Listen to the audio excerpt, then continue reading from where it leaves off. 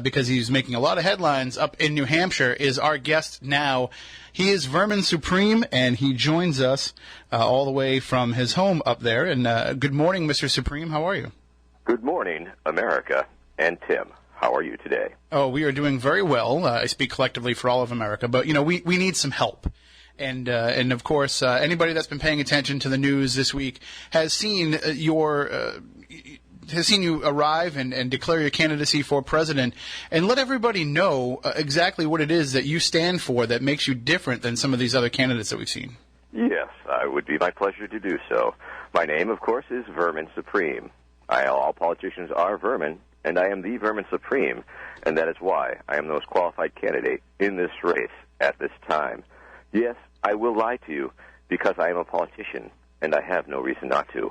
I will promise you anything your little heart desires because you are my informed constituents. You are the voting public, and I have no intention of keeping any promise that I make. I am a friendly fascist. I am a tyrant that you can trust, and you should let me run your life because I know what is best for you. Now, friends, let me say this. Gingivitis has been eroding the gum line of this great nation of ours for long enough and must be stopped. For too long, this great nation of ours has been suffering a great moral and oral decay in spirit and in incisors. A country's future depends on its ability to bite back. We can no longer be a nation indentured. Yes, so won't you join me as we cross the bridgework over into the 23rd century? May we become a sea of shiny, smiley, shiny, smiling, shiny, smiling, smiling, shiny faces from sea to shiny, shiny, shiny sea. Now, friends, do not be fooled by false teeth prophets. This mandatory toothbrushing law is not about the secret dental police kicking down your door at 3 a.m. to make sure that you and your children are brushed. No. This law is not about the computer dental chip implants to track your movements and make sure you've brushed for you and your children's safety. This mandatory toothbrushing law is not about the dental re-education centers. It's not about the preventative dental maintenance detention facilities. It is not about the government-issued toothpaste containing an addictive yet harmless substance. It is not even about the DNA gene splicing to create a race of winged monkeys to act as tooth fairy enforcers. No, friends, what this mandatory toothbrushing law is really all about is, of course, strong teeth for a strong America. Thank Absolutely, you. I'm yes. Vermin Supreme. That is my number one signature issue, you may say. Well, and of course, people have seen Say it. It is your number one issue. Thank you. And people have seen you walking around with the giant toothbrush, which, thankfully you haven't had to actually use on anybody yet. But, I think if elected, we should probably give you carte blanche to use that as you see fit, I would think. I believe so. Forced dentistry is what this country needs to get it back on track. We can make America greater again. Well, and one of the other parts of your campaign and part of your platform is that you want to give every American a pony, and there's a reason for that. Well, yes, there is a very good reason for that, for my pony program, if you will. And let me say this about that. The switch to a pony-based economy will revolutionize the way America does business. Ponies will create American jobs. Ponies will revitalize America. Ponies are a green transportation solution. Ponies produce usable methane gas. Ponies will lower our dependence on foreign oil. Ponies will create an abundant source of pony-based fertilizer. Ponies are the future of America. Ponies are a viable currency for goods and services. Ponies have little, tiny carbon hoofprints. Ponies are a renewable resource. Ponies are nice. Ponies are recyclable. Ponies are cute. Ponies are delicious. In summation, free ponies for everyone, no new taxes, and economic prosperity for all.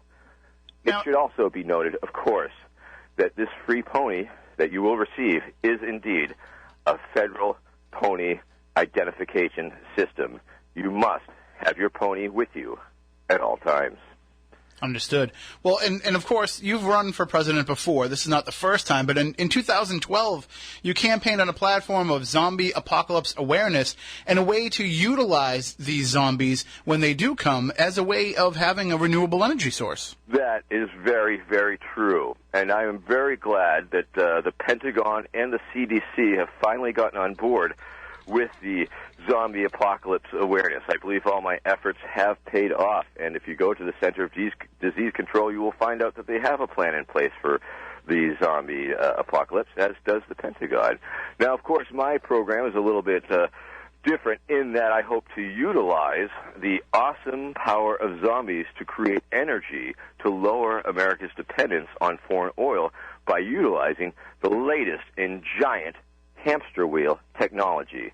Now, simply by dangling brains in front of the zombies, they become quite interested, and they will continue shuffling and ambling in perpetuity, if you will. It's clean, it's green, it's renewable, it's zombie energy. And once again, I would like to point out that there has never been a human fatality at a licensed zombie turbine energy facility.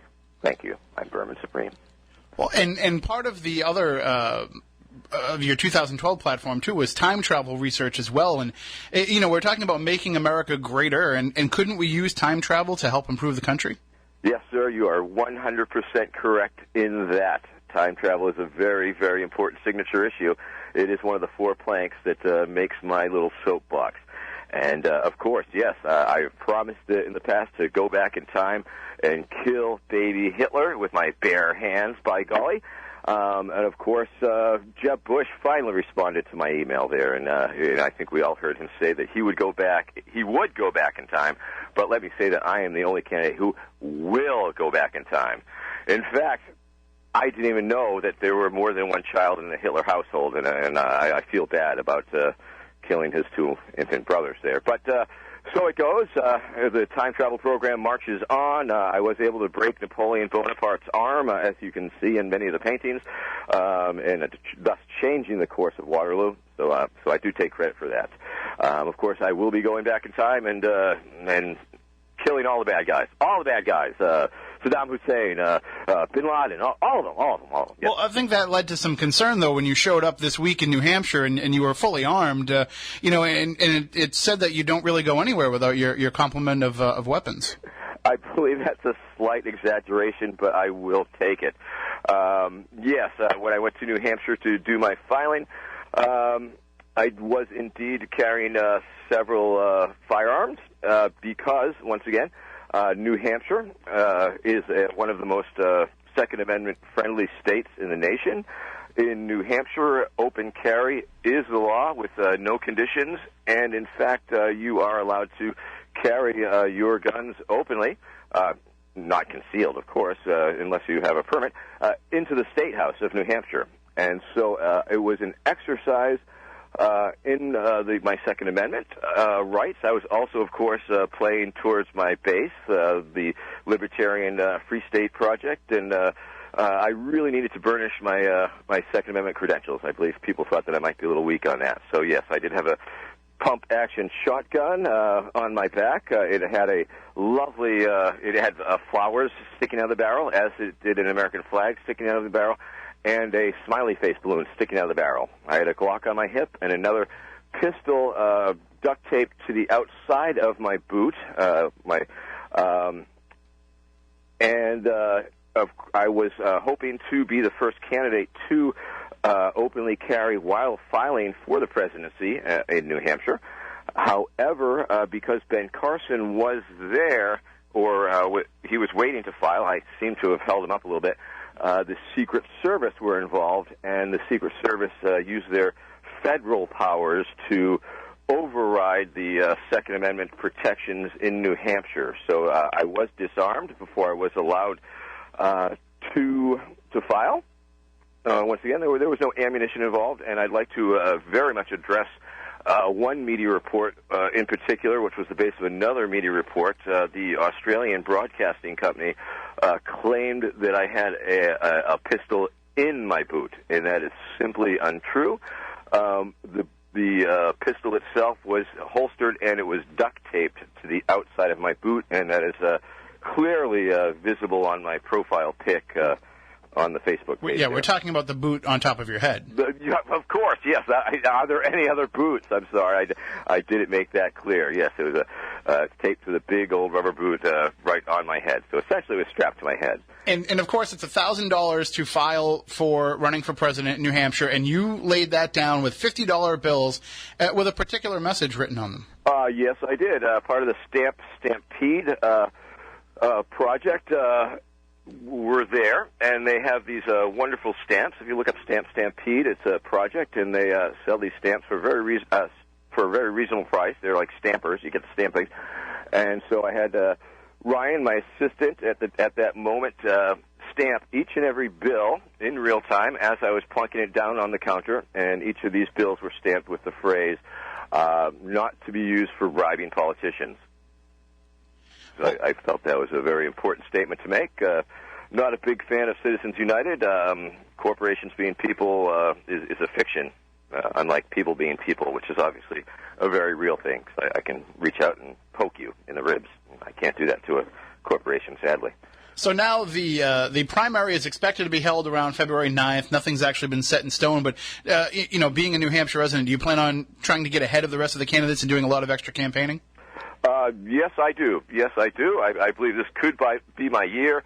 I do have to remain competitive, even though ultimately it doesn't really matter one whit the number of votes I get. I have a very wide base of support across the political spectrum, although it's a little shallow.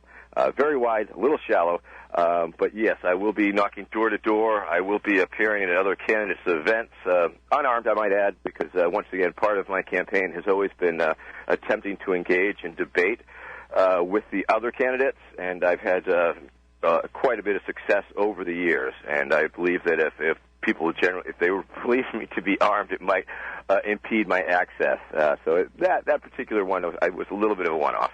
And can you just, final question, can you address the rumors that are swirling out there that if you get past the primary that you may pick as your running mate Jimmy McMillan of the Rent is Too Damn High party?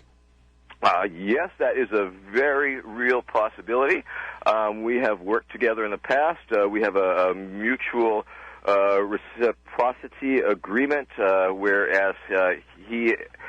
in 2012, he was on my VP slot, and I was on his in the Rent is Too Damn High party. So we've worked that out, once again, because I'm all about reinventing government, and I am not too chained to the laws of reality or the way things are. I can have any number of vice presidential candidates, in fact, more of a cabinet, if you will, a vice cabinet perhaps. My number one pick was Super Barrio, who was a Mexican activist. I thought he also ran for president back in '96. He ran on both sides of the border. He was running for, I believe, the presidency of the entire North American continent. But I haven't been able to track him down in Mexico City.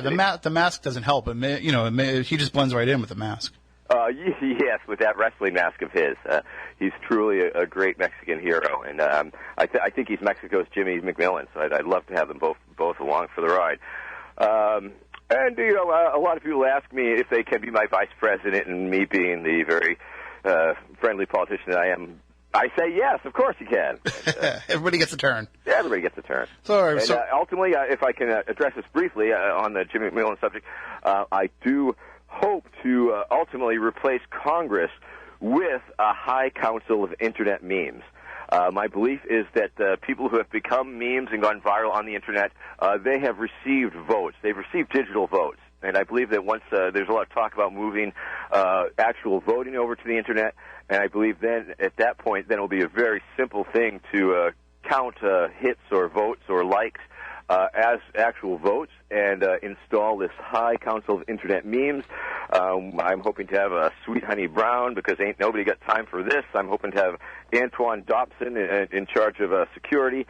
So I'm trying to bring in more memes, because people really like that Internet stuff. Yeah, you're gonna have to find a role for the most interesting man in the world and for good guy Greg. I mean, there's a lot of people out there that could bring a lot to that cabinet. Exactly. I mean, it should be noted, of course, that many memes are simply drawings or photographs of animals. I don't see Grumpy Cat really being part of the decision-making body, although there has been suggestions that perhaps we could program a computer to answer the questions and vote in the way that Grumpy Cat might. Well, Grumpy Cat's a pretty easy one, really. I think he'd vote down everything. But yes, sure. There's a wonderful, exciting world of possibilities out there. I'm trying to create the space. I'm trying to open America's imagination. Some people ask why. I say, why the heck not? Let's do it, people. Let's make it. Absolutely. So how can people get involved with the Vermin Supreme for President campaign? Well, you can follow me on Twitter at Vermin Supreme on the Twitter. I'm on the Facebook, but you have to look around a little bit because there's so many supporter sites. The Vermin Supreme for President. There's several of those, but you can find the right one. You can find my page. You could donate freely by way of PayPal. My PayPal address is verminsupreme2016 at gmail.com. People can donate to it. They can reach out through verminsupreme2016.com. You can bring me to your school, your college. I Skype with high school sometimes. Sometimes I just put on the boot and walk down the street. I do house parties. If you reach out to me, it works as follows. You invite all your friends over for a potluck. I come over, we screen one of my movies. I'd like to plug my movie, Who is Vermin Supreme? Look it up. It's a great documentary based on my career. And then we have some dinner, and then we have a question-and-answer period, some photo ops, and then I shake down all your friends and pass the boot. Of course, I am hoping to reach the federal election matching fund threshold, which is raising $5,000 in each of 20 states, if that is possible. Then the Federal Election Commission will double that amount. However, at this moment, I don't see that happening, but by golly, that's my goal, and I'm sticking to it. Absolutely. Well, I'm going to actually go brush my teeth right now. You have made a very wise choice, Tim. And I thank you, Vermin Supreme, for joining us, and hopefully we'll be talking to you when the primary gets closer. Yes, I look forward to giving you updates. Thank you very much, sir. And hello to you, people, wherever you're listening from. Thank you very much. My name is Vermin Supreme. I approve this message.